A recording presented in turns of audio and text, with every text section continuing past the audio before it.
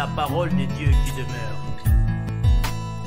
Toute chose a été faite par elle, et rien de ce qui a été fait n'a été fait sans elle.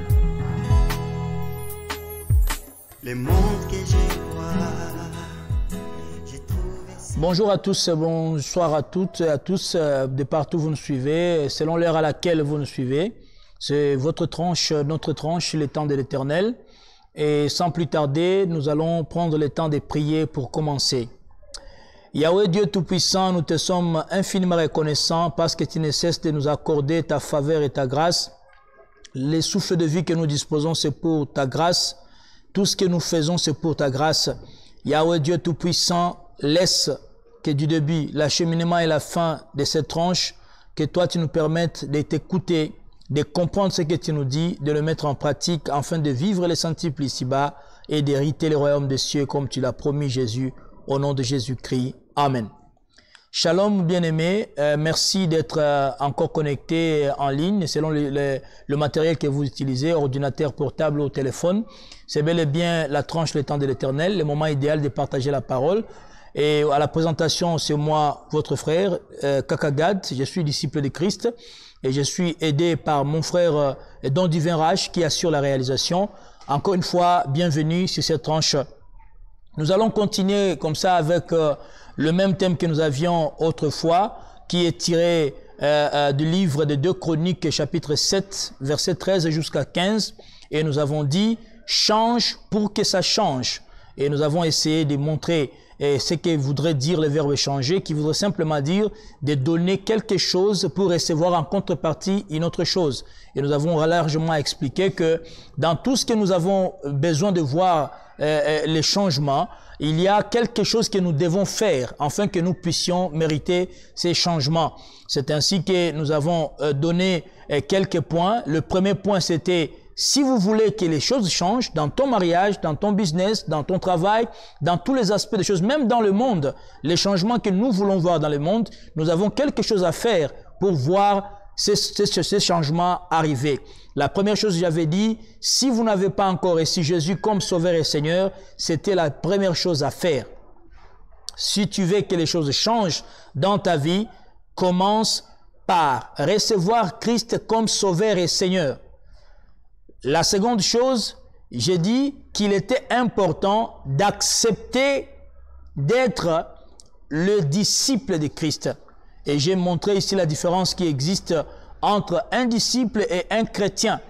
Un chrétien, c'est comme un membre qui intègre le christianisme, mais un disciple, c'est celui qui, au-delà de recevoir Christ comme Sauveur et Seigneur, d'acquérir le nom chrétien, mais il se décide de suivre Christ dans ses pas. Ça veut dire faire exactement ce que dit la parole, faire exactement ce que dit Christ. Amen. J'ai donné les exemples, j'ai donné les passages de Jean chapitre 8 verset 31, là où Jésus dit, si vous demeurez dans ma parole, alors vous êtes vraiment mes disciples.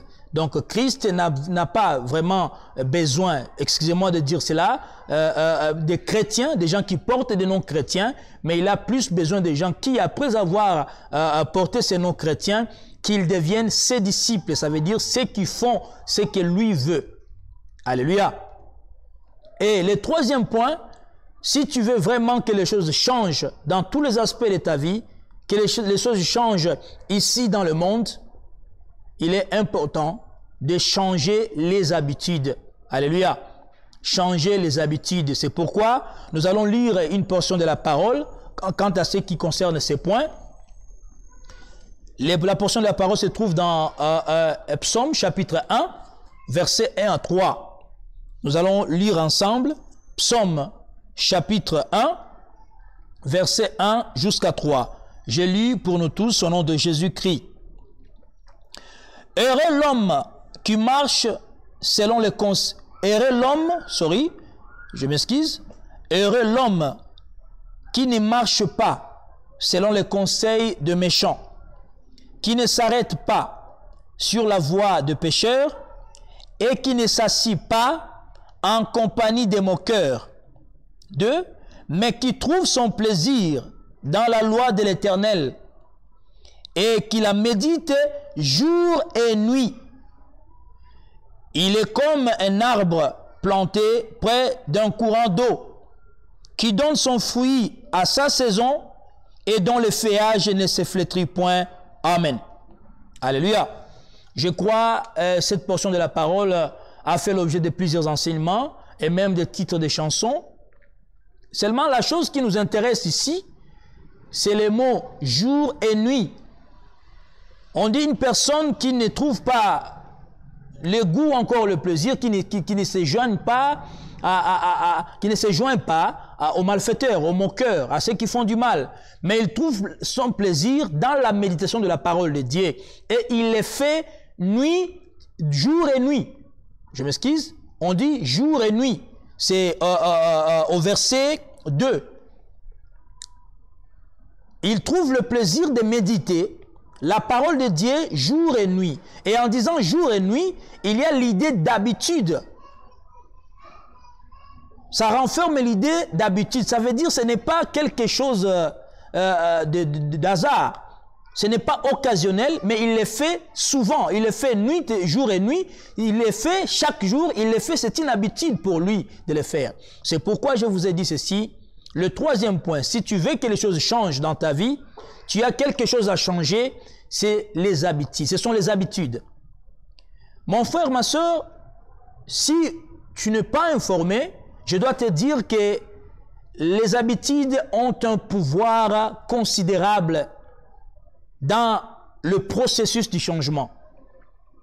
Surtout dans le processus du changement positif. Alléluia. Les habitudes.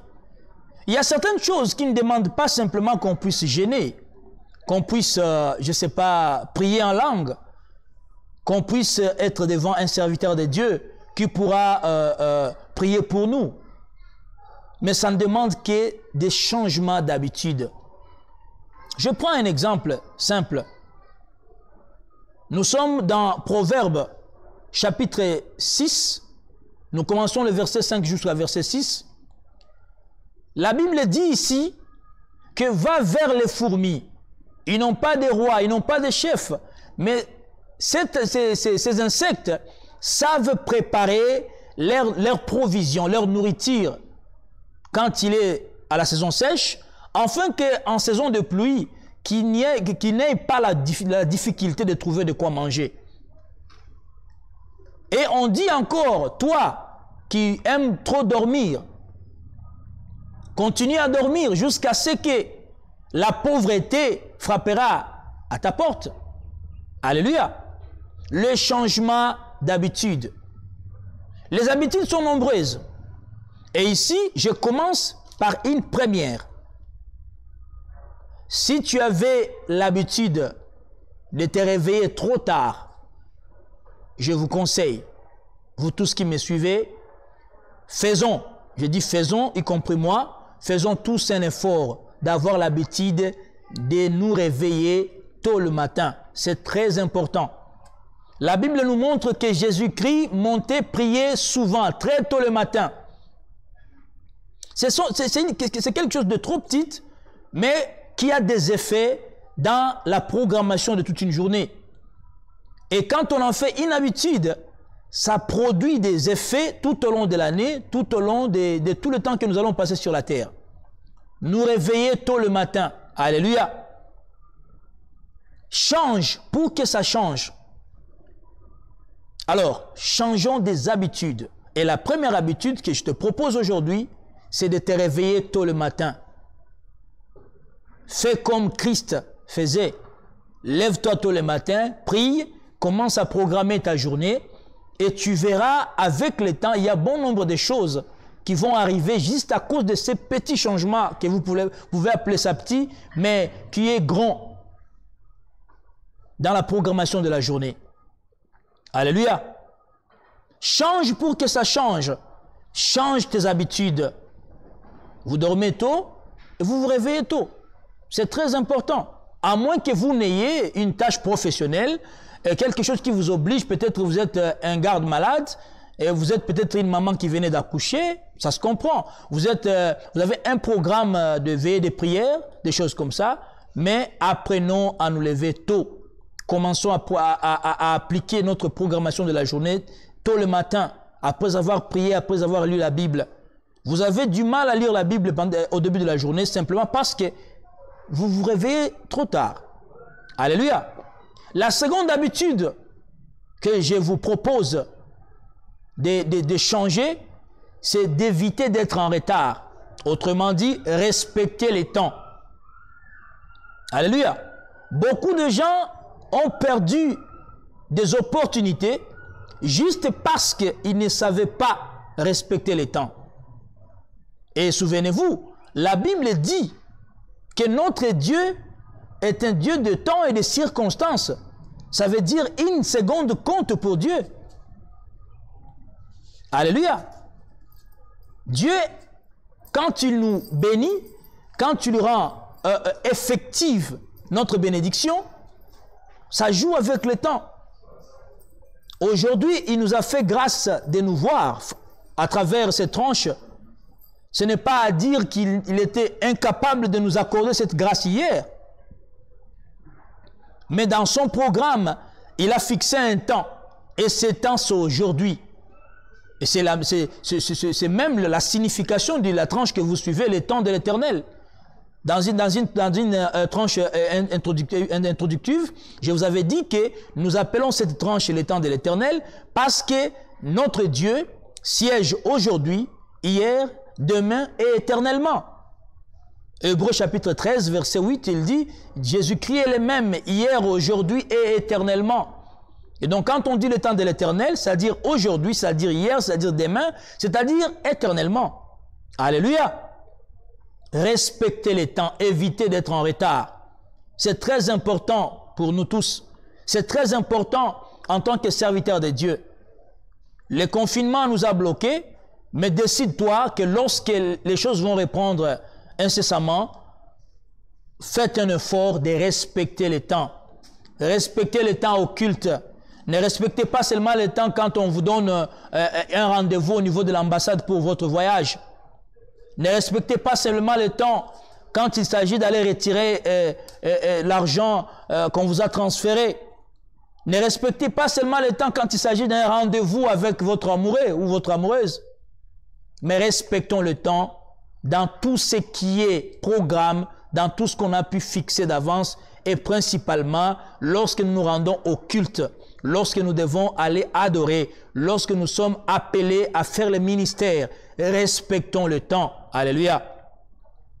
C'était le temps de l'Éternel. Aujourd'hui, nous avons parlé d'un troisième point dans ce grand thème qui est « Change pour que ça change ». Le premier point, c'était d'accepter Christ comme Sauveur et Seigneur. Le second point, c'était d'accepter de devenir, d'être disciple de Christ. Le troisième point, c'est de changer tes habitudes. Si tu veux que les choses changent, tu as des habitudes à changer. Et aujourd'hui, je t'ai donné des habitudes. La première, c'était de bien vouloir te réveiller tôt le matin. C'est très important. La seconde habitude à changer, c'est d'éviter d'être en retard. Ça veut dire de respecter le temps. Alléluia. Et nous terminons cette émission, cette tranche par souhaiter joyeux anniversaire à notre fille qui s'appelle Béni Keren. Partout où vous nous suivez, et vous pouvez vous joindre à nous pour la souhaiter heureux et béni anniversaire. Et à toute la famille qui sont avec elle de l'autre côté, nous disons comme ça que l'Éternel vous bénisse abondamment, multiplie sa faveur, sa grâce et continue à vous protéger. Happy birthday to you et merci beaucoup d'avoir suivi cette tranche. Nous vous fixons rendez-vous très prochainement. Que l'Éternel vous bénisse abondamment. Nous vous aimons beaucoup. Restez toujours branchés. Nous sommes chaque mercredi, vendredi et dimanche dans cette tranche, le temps de l'Éternel. Bye. Et à la prochaine. Ciao. C'est la parole de Dieu qui demeure. Toute chose a été faite par elle. Et rien de ce qui a été fait n'a été fait sans elle.